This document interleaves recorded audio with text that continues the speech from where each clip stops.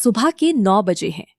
आपने अभी अभी नाश्ता खत्म किया, 2 पराठे, 1 कप चाय। आपको लगता है कि आपका काम खत्म हो गया, लेकिन असली कहानी अभी शुरू हुई है। अभी आपके शरीर के अंदर एक लंबा सफर शुरू होने वाला है। खाना टूटेगा, उसके बड़े मॉलिक्यूल्स छोटे मॉलिक्यूल्स में बदलेंगे।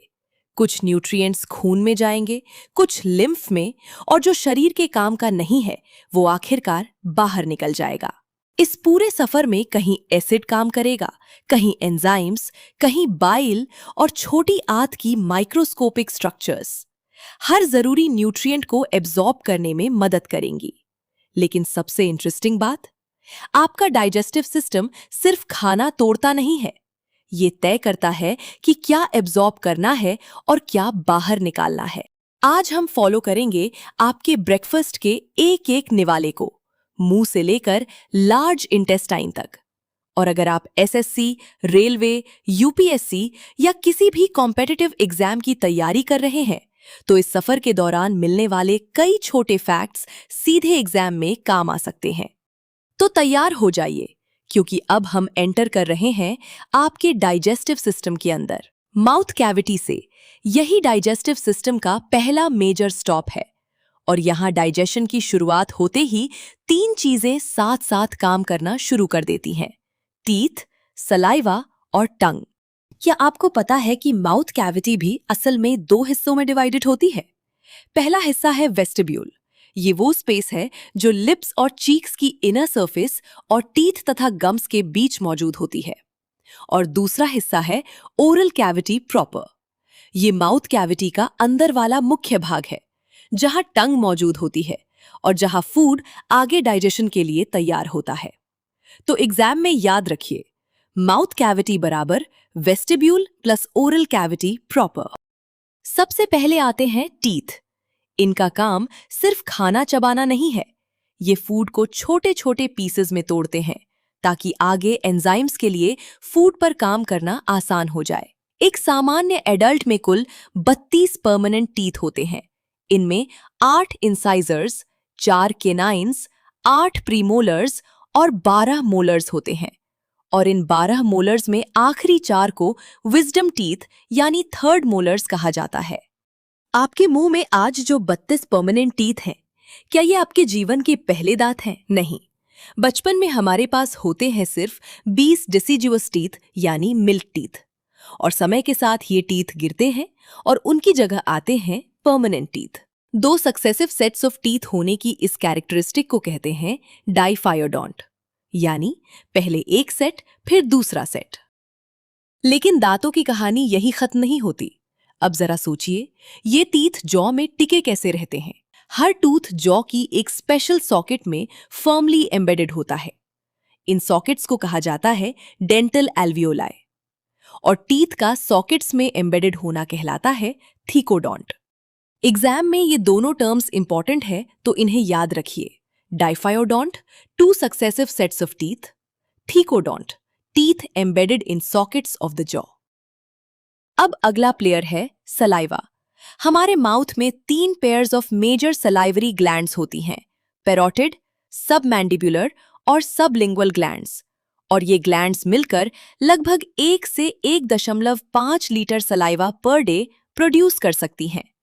लेकिन सलाइवा सिर्फ फूड को गीला करने के लिए नहीं है। इसमें मौजूद है एक important digestive enzyme, salivary amylase, जिसे टाइलिन भी कहा जाता है। और इसका काम, ये स्टार्च यानी कार्बोहाइड्रेट के एक कॉम्प्लेक्स फॉर्म पर काम करना शुरू करता है और उसे छोटे कार्बोहाइड्रेट प्रोडक्ट्स इंक्लूडिंग माल्टोज में बदलने की प्रक्रिया शुरू करता है। यानी कार्बोहाइड्रेट डाइजेशन की शुरुआत माउथ में ही हो जाती है। लेकिन एक इंपॉर्टेंट एग्जाम पॉइंट याद रखिए, सलाइवरी एमिलेज कार्बोहाइड्रेट डाइजेशन में काम करता है। ये माउथ में प्रोटीन या फैट डाइजेशन का मुख्य एंजाइम नहीं है। इसमें एक और इंपॉर्टेंट कंपोनेंट मौजूद होता है, जिसे अक्सर लोग भूल जाते हैं। नाम है लाइसोजाइम। लेकिन ध्यान रखिए, लाइसोजाइम कोई डाइजेस्टिव एंजाइम नहीं है। ये हमारी इन्नेट डिफेंस सिस्टम का हिस्सा है। ये कुछ बैक्टीरिया की सेल वॉल को डैमेज करके उन्हें कमजोर या डिस्ट्रॉय करने में मदद करता है। यानी सलाइवा सिर्फ डाइजेशन में ही मदद नहीं करती, ये माउथ की डिफेंस और प्रोटेक्शन में भी इंपॉर्टेंट रोल निभाती है। और सलाइवा में सिर्फ एंजाइम्स और प्रोटेक्टिव सब्सटेंसेस ही नहीं होते, इसमें कई तरह के इलेक्ट्रोलाइट्स भी मौजूद होते हैं, जैसे सोडियम, पोटेशियम, क्लोराइड और बाइकार्बोनेट। इन इलेक्ट्रोलाइट्स की मदद से सलाइवा का पीएच और आयनिक एनवायरनमेंट मेंटेन होता है और माउथ के अंदर एक सूटेबल एनवायरनमेंट बनाए रखने में मदद मिलती है। अब आते हैं टंग। जीभ फूड को इधर उधर मूव करती है, उसे सलाइवा के साथ मिक्स करती है और निगलने के लिए फूड को एक मैनेजेबल मास में ऑर्गेनाइज करती है। इसी फूड मास को कहते हैं बोलस। और जीभ की सरफेस पर मौजूद छोटी प्रोजेक्शंस को कहा जाता है पैपिले। कुछ पैपिले में टेस्ट बड्स पाए जाते हैं जो टेस्ट सेंसेशन में इंपॉर्टेंट रोल निभाते हैं। लेकिन टंग पूरी तरह फ्री नहीं होती। इसके नीचे एक छोटा सा फोल्ड होता है जो टंग को फ्लोर ऑफ द माउथ से कनेक्ट करता है। इसे कहते हैं फ्रेन्यूलम ऑफ टंग। ये टंग की मूवमेंट को सपोर्ट और लिमिट करने में इंपॉर्टेंट रोल निभाता है। यानी जो ऑर्गन हमें बोलने, टेस्ट करने और फूड को मूव करने में मदद करता है, वो भी माउथ के अंदर एक केयरफुली स्ट्रक्चर्ड सिस्टम का हिस्सा है। अब तक सब कुछ काफी सिंपल लग रहा है। खाना चबा लिया, सलाइवा से मिक्स हो गया, बोलस बन गया। लेकिन अब सामने है एक इंपॉर्टेंट चेक पॉइंट। बोलस को जाना कहाँ है? डाइजेस्टिव ट्रैक की तरफ या रेस्पिरेटरी ट्रैक की तरफ? क्योंकि फेरिंग्स एक कॉमन पैसेज है जहां फूड और एयर के रास्ते अलग होने से पहले दोनों गुजरते हैं। तो स्वॉलोइंग के समय शरीर कैसे सुनिश्चित करता है कि फूड एयरवे में न चला जाए? जवाब है एपिग्लॉटिस। ये लैरिंग्स के ऊपर मौजूद एक लीफ शेप्ड कार्टिलेज है जो स्वॉलोइंग के दौरान लैरिंजियल ओपनिंग को कवर करने में मदद करता है। इसके साथ स्वॉलोइंग की कोऑर्डिनेटेड मूवमेंट्स भी एयरवे को प्रोटेक्ट करती हैं। यानी एपिग्लॉटिस को आप एक तरह के प्रोटेक्टिव फ्लैप की तरह समझ सकते हैं। खाना मुंह से निकल चुका है, लेकिन अब असली सफर शुरू होता है। क्या खाना सिर्फ ग्रेविटी की वजह से हमारे पेट तक पहुंचता है? अगर ऐसा होता तो शरीर की पोजीशन बदलते ही डाइजेशन की कहानी बदल जाती। लेकिन ऐसा नहीं होता, क्योंकि फूड को आगे बढ़ाने के लिए डाइजेस्टिव ट्रैक्ट के पास अपना एक खास मैकेनिज्म है, पेरिस्टॉल्सिस। मांसपेशियों की कोऑर्डिनेटेड वेव लाइक मूवमेंट जो फूड बोलस को आगे की तरफ धकेलती है। यानी खाना सिर्फ नीचे नहीं गिर रहा, उसे डाइजेस्टिव सिस्टम एक्टिवली आगे भेज रहा है। मुंह के बाद फूड बोलस पहुंचता है इसोफेगस यानी ग्रास नली में। लगभग 25 सेंटीमीटर लंबी यह मस्कुलर ट्यूब फैरिंग्स को स्टमक से जोड़ती है। इसके अपर पार्ट में स्केलेटल मसल, मिडिल पार्ट में स्केलेटल और स्मूथ दोनों तरह की मसल और लोअर पार्ट में मुख्यतः स्मूथ मसल होती है। लेकिन यहां एक और इंपॉर्टेंट स्ट्रक्चर है, लोअर इसोफेजियल स्फिंक्टर यानी LES। इसे एक तरह के गेट की तरह समझिए। ये स्टमक की एसिडिक कंटेंट्स को वापस इसोफेगस में जाने से रोकने में मदद करता है। अगर ये बैरियर ठीक से काम न करे तो गैस्ट्रिक कंटेंट्स ऊपर आ सकती हैं और एसिड रिफ्लक्स यानी GERD जैसी समस्या हो सकती है। फूड अब पहुंच चुका है स्टमक यानी अमाशय में, और अगर इसे बाहर से देखें तो इसका शेप कुछ हद तक अंग्रेजी के J अक्षर जैसा दिखाई देता है। स्टमक के 4 प्रमुख रीजन्स याद रखिए, कार्डिया, फंडस, बॉडी और पाइलोरिक पार्ट। और इसकी इनर लाइनिंग में मौजूद फोल्ड्स कहलाती हैं रूगे। जब स्टमक खाली होता है, ये फोल्ड्स प्रोमिनेंट होती हैं और फूड आने पर स्टमक को एक्सपैंड होने में मदद करती हैं। लेकिन अब एक बहुत इंपॉर्टेंट सवाल, स्टमक में एसिड कौन बनाता है? और उससे भी बड़ा सवाल, इतना पावरफुल एसिड स्टमक को खुद क्यों नहीं पचा देता? इसका जवाब स्टमक की गैस्ट्रिक ग्लैंड्स में छिपा है। यहां कई स्पेशलाइज्ड सेल्स मिलकर काम करती हैं। चीफ सेल्स बनाती हैं पेप्सिनोजेन, ये एक इनएक्टिव एंजाइम प्रीकर्सर है। फिर आती हैं पैराइटल सेल्स, जिन्हें ऑक्सिंटिक सेल्स भी कहा जाता है। ये बनाती हैं हाइड्रोक्लोरिक एसिड यानी HCl, और साथ ही बनाती हैं इंट्रिंसिक फैक्टर। और ये छोटा सा नाम बहुत इंपॉर्टेंट है क्योंकि इंट्रिंसिक फैक्टर विटामिन B12 के एब्जॉर्प्शन के लिए आवश्यक है। अब आती है म्यूकस प्रोड्यूसिंग सेल्स। इनसे निकलने वाला म्यूकस और bicarbonate rich protective barrier stomach की लाइनिंग को एसिडिक एनवायरनमेंट से बचाने में मदद करता है। और गैस्ट्रिक सिक्रीशन को रेगुलेट करने वाले इंपॉर्टेंट हार्मोन्स में से एक है गैस्ट्रिन। ये स्टमक की जी सेल्स से सीक्रेट होता है और गैस्ट्रिक एक्टिविटी को स्टिम्युलेट करता है। अब सवाल ये आता है, स्टमक एसिड की जरूरत ही क्यों है? इसके कई इंपॉर्टेंट रोल्स हैं। ये एसिडिक एनवायरनमेंट बनाता है जो कई माइक्रो ऑर्गेनिजम्स के खिलाफ प्रोटेक्टिव बैरियर की तरह काम करता है। और सबसे इंपॉर्टेंट, ये पेप्सिनोजन को पेप्सिन में एक्टिवेट करने के लिए एसिडिक एनवायरनमेंट प्रदान करता है। अब एक्टिव पेप्सिन प्रोटीन्स पर काम करता है और उन्हें छोटे पेप्टाइड फ्रैगमेंट्स में तोड़ना शुरू करता है, यानी स्टमक में प्रोटीन डाइजेशन की शुरुआत हो चुकी है। और इन्फेंट्स के कॉन्टेक्स्ट में रेनिन मिल्क प्रोटीन को कोएगुलेट करने में मदद करता है। अब स्टमक इन गैस्ट्रिक सिक्रीशंस और फूड को लगातार मिक्स करता है। ये मिक्सचर धीरे धीरे बदल जाता है एक सेमी फ्लूइड मास में, काइम में।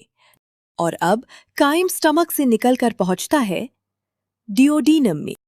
स्मॉल इंटेस्टाइन का पहला भाग है डिओडीनम, और यही डाइजेस्टिव सिस्टम में दो बेहद इंपॉर्टेंट ऑर्गन्स की सेक्रीशंस पहुंचती हैं, लिवर और पैंक्रियास। पहले बात करते हैं लिवर की। शरीर की सबसे बड़ी ग्लैंड कौन सी है? लिवर। लिवर कई इंपॉर्टेंट फंक्शंस करता है। ये बाइल बनाता है और ग्लूकोज को ग्लाइकोजन के रूप में स्टोर करने में भी इंपॉर्टेंट रोल निभाता है। लेकिन लिवर का बनाया बाइल सीधे लगातार बाहर नहीं निकलता। ये पहले स्टोर और कॉन्सेंट्रेट होता है एक छोटी सैक लाइक स्ट्रक्चर में, गॉल ब्लैडर। अब यहां एक कॉमन कंफ्यूजन है, क्या बाइल एक डाइजेस्टिव एंजाइम है? नहीं, बाइल में डाइजेस्टिव एंजाइम्स नहीं होते। इसका सबसे इंपॉर्टेंट डाइजेस्टिव रोल है इमल्सिफिकेशन ऑफ फैट्स, यानी बड़े फैट ड्रॉपलेट्स को छोटे ड्रॉपलेट्स में डिस्पर्स करना, जिससे लाइपेज के लिए फैट पर काम करना आसान हो जाता है। बाइल अल्कलाइन नेचर का होता है और एसिडिक काइन को न्यूट्रलाइज करने में भी मदद करता है। और अगर गॉल ब्लैडर में बाइल कंपोनेंट से स्टोन्स बन जाएं, तो उन्हें गॉल स्टोन्स कहा जाता है। लेकिन याद रखिए, हर गॉल स्टोन में सर्जरी जरूरी नहीं होती। जब सिम्टम्स या कॉम्प्लिकेशंस हों, तब ट्रीटमेंट की जरूरत पड़ सकती है और कुछ केसेस में गॉल ब्लैडर रिमूवल यानी कोलोसिस्टेक्टमी किया जाता है। अब आता है दूसरा बड़ा प्लेयर, पैनक्रियास।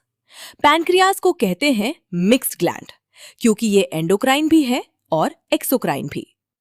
इसके एंडोक्राइन पार्ट यानी आइलेट्स ऑफ लैंगरहैंस से हार्मोन्स जैसे इंसुलिन और ग्लूकागॉन रिलीज होते हैं।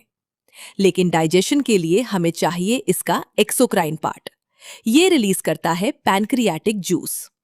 इसमें कार्बोहाइड्रेट्स, फैट्स और प्रोटीन्स के डाइजेशन में काम आने वाले कई एंजाइम्स और एंजाइम प्रीकर्सर्स होते हैं, जैसे पैनक्रियाटिक एमिलेस कार्बोहाइड्रेट्स के लिए, पैनक्रियाटिक लाइपेस फैट्स के लिए और प्रोटीन डाइजेशन के लिए ट्राइप्सिनोजेन और दूसरे इनएक्टिव एंजाइम प्रीकर्सर्स। लेकिन अब आता है एक बहुत इंपॉर्टेंट एग्जाम ट्रैप। ट्राइप्सिनोजेन को एक्टिवेट कौन करता है? क्या पैनक्रियास खुद? नहीं। अगर पावरफुल प्रोटियोलिटिक एंजाइम्स पैनक्रियास में ही एक्टिव हो जाएं, तो पैनक्रियाटिक टिश्यू को नुकसान पहुंच सकता है। इसलिए कई पैनक्रियाटिक प्रोटीएजेस इनएक्टिव फॉर्म में सीक्रेट होते हैं। डुओडीनम की ब्रश बॉर्डर पर मौजूद एंजाइम एंटेरोकाइनेज, जिसे एंटेरोपेप्टिडेज भी कहा जाता है, ट्रिप्सिनोजेन को एक्टिवेट करके ट्रिप्सिन बनाता है और ट्रिप्सिन आगे दूसरे पैनक्रियाटिक प्रोटीएज प्रीकर्सर्स को एक्टिवेट करने में मदद करता है। यानी एक्टिवेशन का असली स्टेज है स्मॉल इंटेस्टाइन। अब फूड पहुंच चुका है स्मॉल इंटेस्टाइन में और यही वो जगह है जहां डाइजेशन का एक बड़ा हिस्सा कंप्लीट होता है और न्यूट्रिएंट्स का एब्जॉर्प्शन होता है। स्मॉल इंटेस्टाइन की वॉल खुद भी इंटेस्टाइनल जूस सिक्रीट करती है। इसमें कार्बोहाइड्रेट और प्रोटीन डाइजेशन को कंप्लीट करने वाले एंजाइम्स जैसे मैल्टेज, सुक्रेज, लैक्टेज और पेप्टाइडेजेस पाए जाते हैं। और डिओडिनम में मौजूद Brunner's glands alkaline mucus secrete करती हैं, जो एसिडिक काइम से प्रोटेक्शन में मदद करता है। लेकिन अब एक बहुत इंपॉर्टेंट सवाल आता है, स्मॉल इंटेस्टाइन न्यूट्रिएंट्स को इतनी एफिशिएंटली एब्जॉर्ब कैसे करती है? क्योंकि इसकी इनर सरफेस बिल्कुल स्मूथ नहीं है। इसकी सरफेस पर मौजूद है विलाई। ये फिंगर लाइक प्रोजेक्शंस हैं और विलाई की सरफेस पर मौजूद होती हैं माइक्रोस्कोपिक प्रोजेक्शंस, माइक्रोविलाई। विलाई और माइक्रोविलाई मिलकर सरफेस एरिया को बहुत बढ़ा देते हैं। यही वजह है कि स्मॉल इंटेस्टाइन न्यूट्रिएंट्स को एफिशिएंटली एब्जॉर्ब कर पाती है। अब किसी एक विलस के अंदर जूम करके देखिए। इसके अंदर मौजूद होती हैं ब्लड कैपिलरीज और एक special lymph vessel lacteal. Glucose और अमीनो एसिड्स जैसे न्यूट्रिएंट्स ब्लड कैपिलरीज में एब्जॉर्ब होकर आगे जाते हैं, लेकिन डाइटरी फैट्स का एब्जॉर्प्शन अलग रूट फॉलो करता है।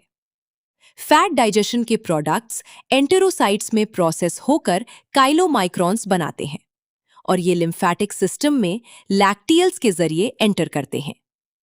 यानी विलस के अंदर दो अलग ट्रांसपोर्ट रूट्स चल रहे हैं, ब्लड रूट और लिम्फ रूट। और यही स्मॉल इंटेस्टाइन को डाइजेशन का सबसे इंपॉर्टेंट एब्जॉर्प्शन सेंटर बनाता है। कार्बोहाइड्रेट्स का डाइजेशन अल्टीमेटली सिंपल शुगर्स, मुख्यतः ग्लूकोज जैसे एब्जॉर्बेबल यूनिट्स तक पहुंचता है। प्रोटीन्स टूटकर अमीनो एसिड्स में बदलते हैं और फैट्स के डाइजेशन से फैटी एसिड्स और मोनोग्लिसराइड्स जैसे प्रोडक्ट्स बनते हैं, जो आगे लिपिड एब्जॉर्प्शन में पार्टिसिपेट करते हैं। अब शरीर ने यूजफुल न्यूट्रिएंट्स का बड़ा हिस्सा एब्जॉर्ब कर लिया है, लेकिन जो मटेरियल डाइजेस्ट और एब्जॉर्ब नहीं हुआ, उसका सफर अभी खत्म नहीं हुआ। अब वो पहुंचता है लार्ज इंटेस्टाइन में। लार्ज इंटेस्टाइन के मुख्य पार्ट्स हैं सीकम, कोलन और रेक्टम। सीकम से एक छोटी फिंगर लाइक स्ट्रक्चर जुड़ी होती है, अपेंडिक्स, जिसको सब यूजलेस ऑर्गन कहते हैं, पर इसे सिंपली पूरी तरह यूजलेस ऑर्गन कहना सही नहीं है। इसमें लिम्फॉइड टिश्यू मौजूद होता और इसके संभावित इम्यून तथा गट माइक्रोबायोम रोल्स भी बताए गए हैं। अब लार्ज इंटेस्टाइन का सबसे इंपॉर्टेंट काम क्या है? यहाँ डाइजेस्टिव एंजाइम्स द्वारा मेजर डाइजेशन नहीं होता। इसके बजाय लार्ज इंटेस्टाइन मुख्य रूप से वाटर और इलेक्ट्रोलाइट्स के एब्जॉर्प्शन और रिमेनिंग मटेरियल को फीसीज यानी मल में फॉर्म करने में इंपॉर्टेंट रोल निभाती है। और यहाँ एक इनविजिबल आर्मी भी रहती है, गट बैक्टीरिया। इन माइक्रो ऑर्गेनिजम्स में से कुछ हमारे लिए यूजफुल कंपाउंड्स और कुछ विटामिन्स जैसे विटामिन के और कुछ बी विटामिन्स के प्रोडक्शन में योगदान देते हैं। धीरे धीरे रिमेनिंग मटेरियल फीसीज में बदलता है और फाइनली फीसीज रेक्टम में टेम्परेरीली स्टोर्ड होती है, फिर डेफिकेशन के दौरान बॉडी से बाहर निकल जाती है। तो मुंह के बाद फूड का पूरा सफर हमने देखा, जिसमें oesophagus, stomach, duodenum, small intestine, large intestine, rectum, anus होते हैं।